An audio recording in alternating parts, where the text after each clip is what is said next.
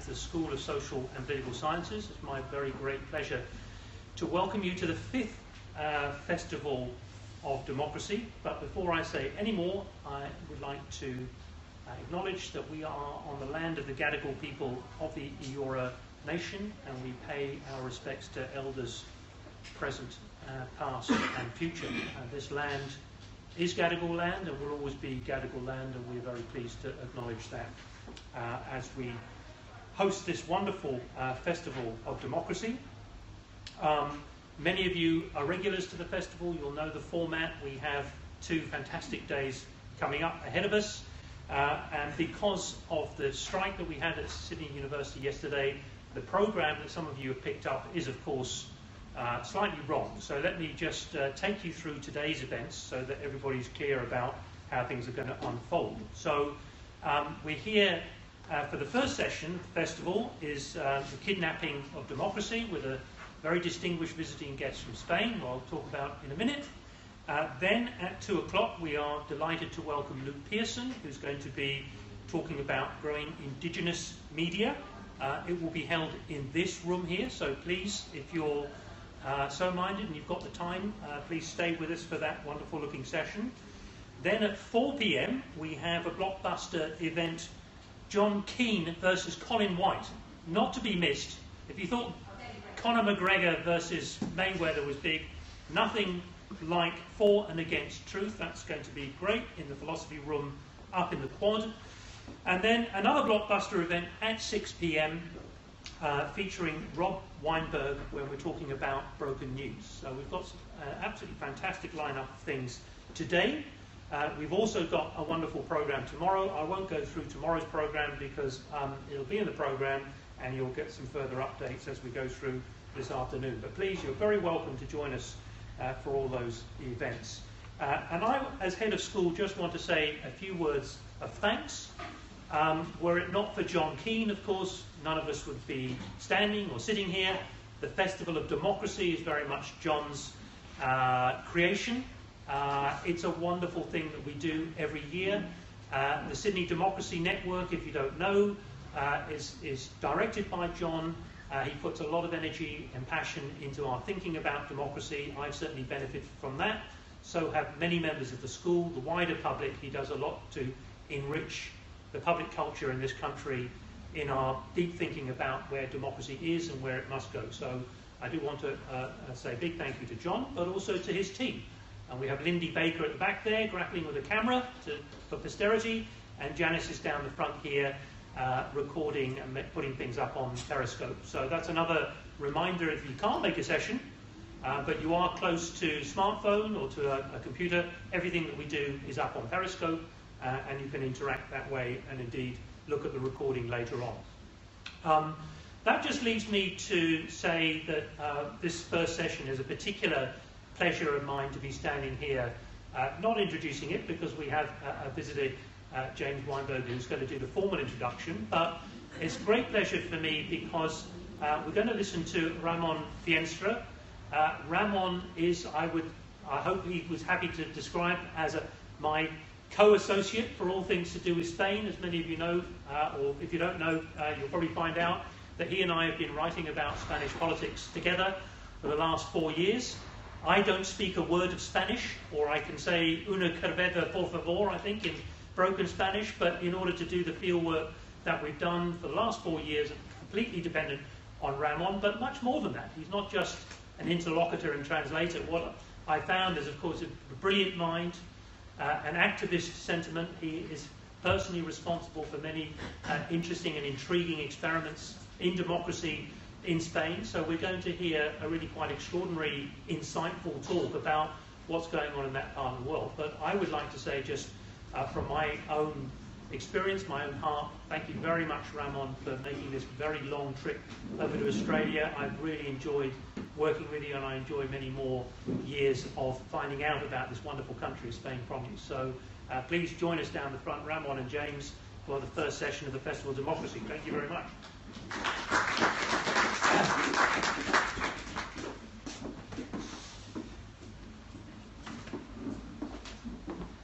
Thank you, Simon. Well, yeah, so Simon's already introduced me. I'm James Weinberg. I of Research in the UK at the University of Sheffield. I'm delighted to be invited here by John and his associates to introduce this session. And so I won't prevent you from hearing from Ramón very long, just quickly 2 minutes to give you an idea about what you will be hearing. So there's no doubt really that things are happening in global politics. We live in a tumultuous time, and there are some potentially dark forces at play of change that reduce to an anemic sense of what representation means, dominated by elites and systems who potentially aren't responsive to popular will in the way that we would conceive democracy to act in an ideal world. Academia and journalism is often quite complacent in talking about political participation as something that happens within formal institutions of politics and formal modes of representation, but there is a whole world of participation outside of the state where citizens are trying to reclaim their democratic rights, make representative claims and make themselves heard, and that's what Ramón is going to talk about in a minute. So Ramón will also go through this idea of kidnapping for democracy, or kidnapping of democracy, sorry, and the ways in which democracy has been overrun by these elites and systems I alluded to. So it's in that context that Ramón comes to speak to you. When I met Ramón on Monday, he did say maybe this session would run better if he spoke in Spanish, and I translated, and I said, well, you flatter me, Ramón, my Aussie's just not that good. But I won't try that. So the way that this session will run, Ramon's going to speak for about 30-35 minutes, and then you will have plenty of time to ask him questions. So without further ado, I'll hand over to Ramón.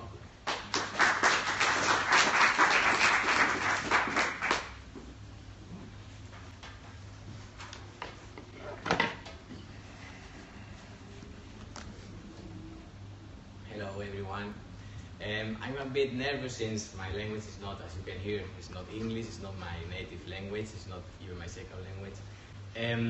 I will try to do my best to explain and to say the ideas in English. Of course, normally in Spanish I never read the text because I think when someone is reading, the public normally falls asleep. So I will try not to read too much. Some sentences I will need to read, but I will try to do my best. First, I would like to thank, of course, all the team of Jons and Janes, Lindy for what they have done for me, and John for inviting me, of course.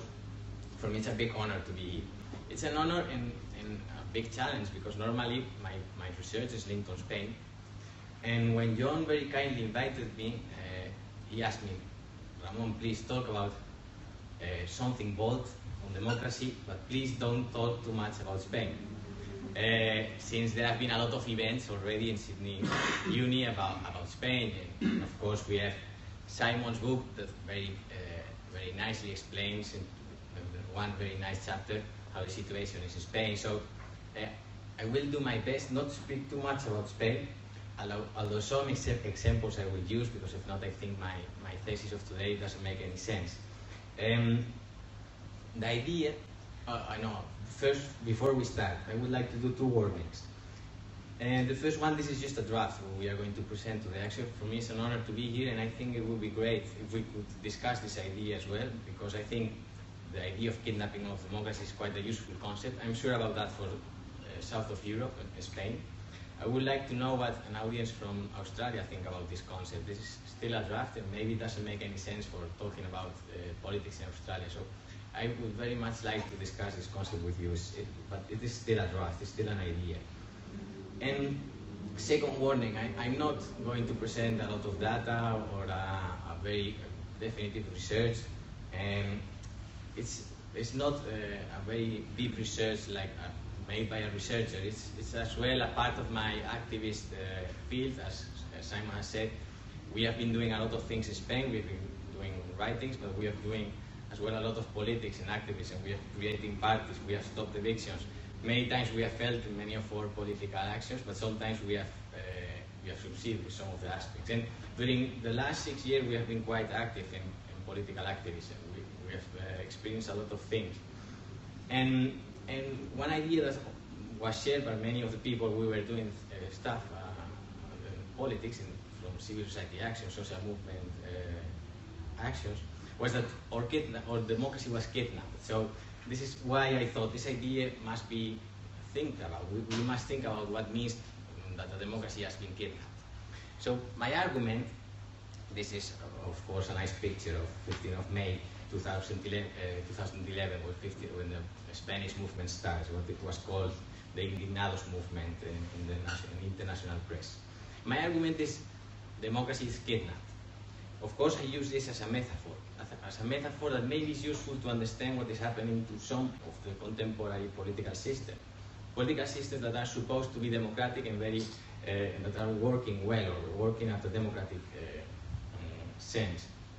Of course, the concept of kidnapping implies that someone is taken against his or her will. This means that people are held by a kidnapper or by a group of kidnappers. And of course, when someone is kidnapped, they lose any capacity of action, any capacity of movement. In this case, in the concept of kidnapping of democracy, the idea is that the political institutions are the ones that are kidnapped. They are losing their capacity of action. I will speak later a bit deeper about what institutions they are. And the kidnappers, they don't want to release them. It's a small secret, I would like to think about it, but the kidnappers don't want to release the political institutions.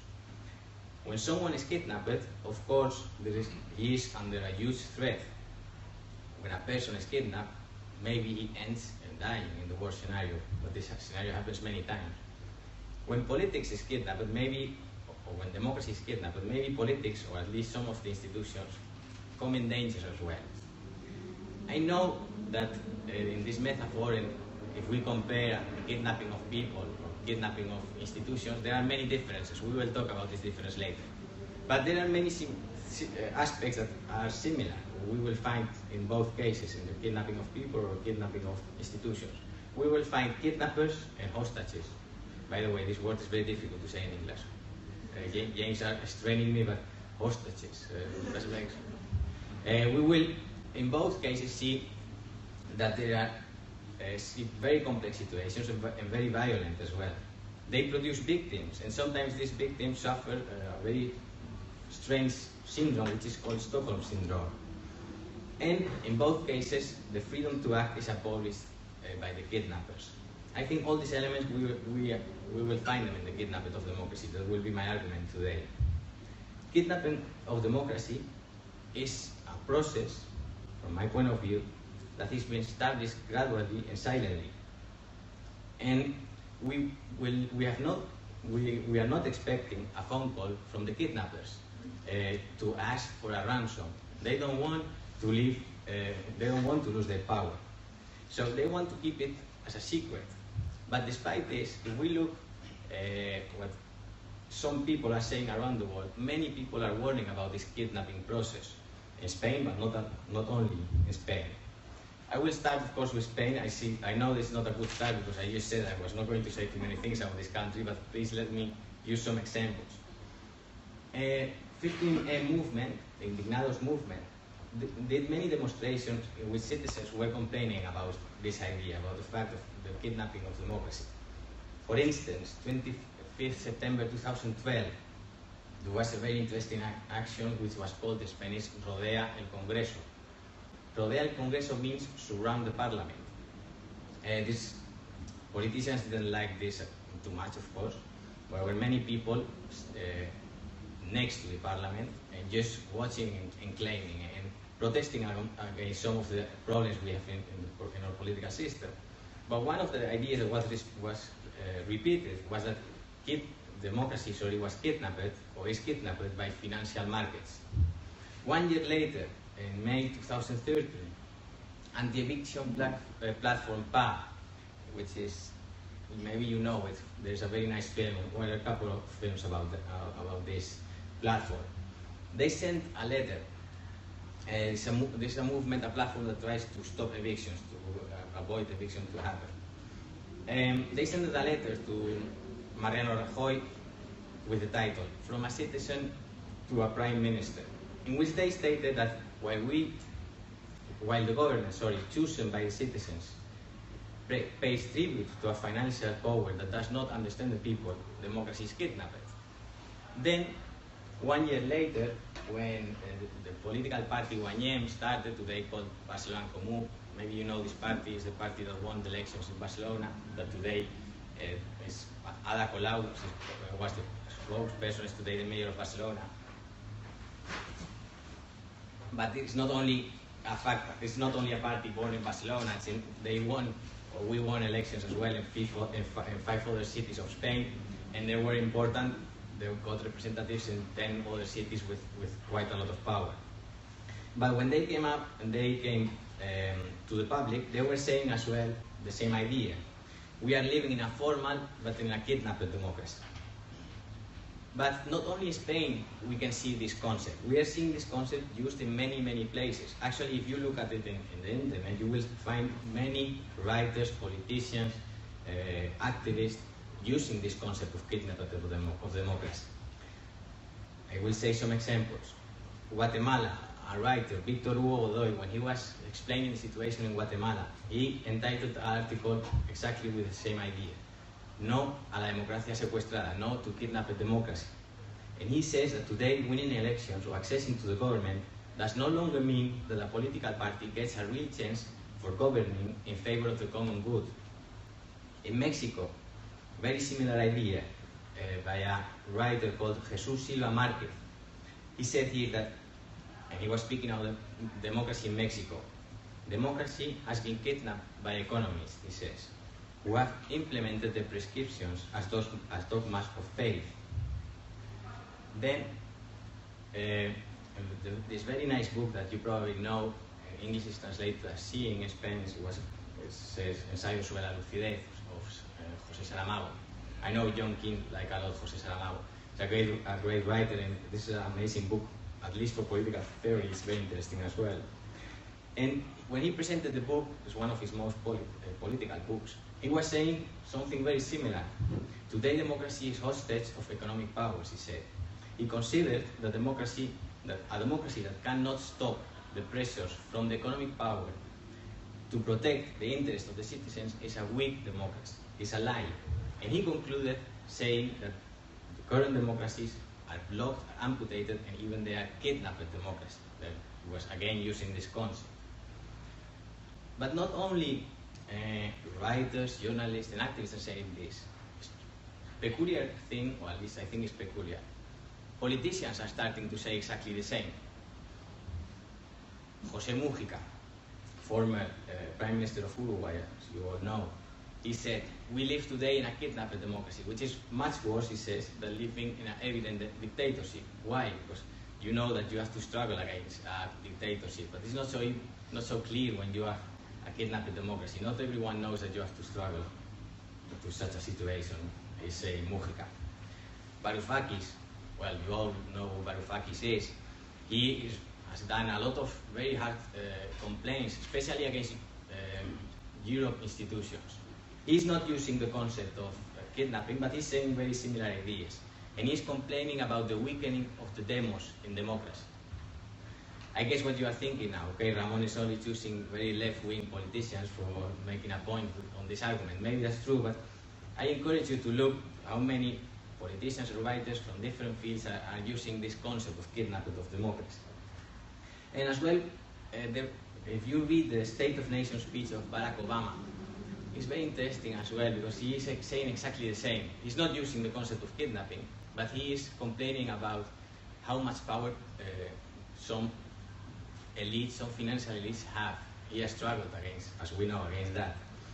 But he has a very nice sentence which says that democracy breaks down when the average person feels their voice doesn't matter and that the system is rigged in favor of a rich or a powerful or some special interest. So we see again this idea is being used in this case by Obama. Okay, now we have to ask another question. Who is being kidnapped? I mean, this was a question John asked me before I came here. Who is the one kidnapped in this case? Because there are not persons, there are not people. If we listen to these different ideas that we are reading from different parts of the world and people are coming from different places, from different jobs, there is one key that they share. They share the idea that the process of the decision making today it shifts from representatives to non-elected actors. Or we can say it another way, it shifts from politics to economy. Many people are using concepts like coup d'etat, institutional blockade, the death of politics for explaining this. But perhaps it's more useful to use the concept of the kidnapping of democracy. Since what we are witnessing is that political institutions like parliaments or political parties and their capacity to make political decisions and to act freely as representative institutions of citizens has been restricted by their captors. Of course, there are different ways of understanding democracy, different concepts of how democracy should look like. There are more elitist models of democracy. Schumpeter is an example, of course, classic example. There are more participatory ones. But all different concepts of democracy, they have one idea in common, and this is that legitimacy of power emanates from citizens. So citizens should have, to a greater or a lesser extent, an impact on political decisions. In the representative democracy model, being this the most used model, I'm not saying representative democracy model is the best, because if not I will have an argument with Simon Tormin, that's not my goal today. But being representative democracy the most used system, representation is a central pillar, is very important. Citizens have the capacity, as we all know, to choose their representatives. But when this happens, the citizens expect some things. We expect especially two things. We expect that the politicians that we have chosen, that they can act freely on one side, that they have the freedom to then take decisions when they are in parliament. And secondly, we expect that different and plural interests are represented in parliament, that not only one group of interests are represented. So, representative democracy starts from a basic premise. No interest should be prioritized over others, or at least no interest should predominate.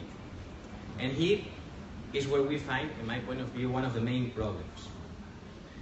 Politicians and political parties today, from my point of view, are not free of the pressure played by strong economic power centers. Several political institutions, especially parliaments and political parties, has been taken hostage of a complex economic and financial conglomerate which ensure that their interests come out before everything else. And they reduce the capacity of representatives to take decisions and to represent a plural interest in the parliament. So now we have to ask ourselves, who are the kidnappers? I mean, who are the bad guys of this story? I wish I had name and surname. I have a couple of names and surnames for the case of Spain, but not for all world and not for all concept. I know many people are working on this, by the way, studying who these elites are and saying how the power is working. But we find many writing in the last years in the academia which give us some clues. One book, very well known, Noam Chomsky, we all know him, he published a book, Who Rules the World. It's quite useful because it gives us some clues and it's very easy written and it addresses the general public. But there are many more people writing on this. I got a suggestion of two authors from Professor John Keane, and they are very interesting indeed. One is Jürgen Koka, The Story of Capitalism, and another one is Wolfgang Streeck. Wolfgang Streeck, by the way, has an article which is called The Crisis of Democratic Capitalism. It's online. The first 20 pages are quite complex to understand, at least for me, because a lot of economy, a lot of difficult concepts. But the last 3 pages of this article is amazing. It just explains how it works in the field of economics and how powerful some financial elites are. But even Angela Merkel has no power to do some of the policies. It's interesting to read this article. And with this academic work, we understand much better how the world is functioning today. But there is another very interesting article that you may know. This is not published in this case by an activist, by a radical, by anti-system. This is all things we get to hear in Spain, that we are anti-system and all that stuff, all these nice concepts. But this case is Simon Johnson, is the former chief of the IMF. So someone that knows what he's speaking about.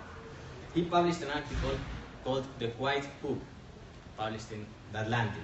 And there are some very interesting ideas in this article. It was published in 2009, but I think many of the ideas still work for today.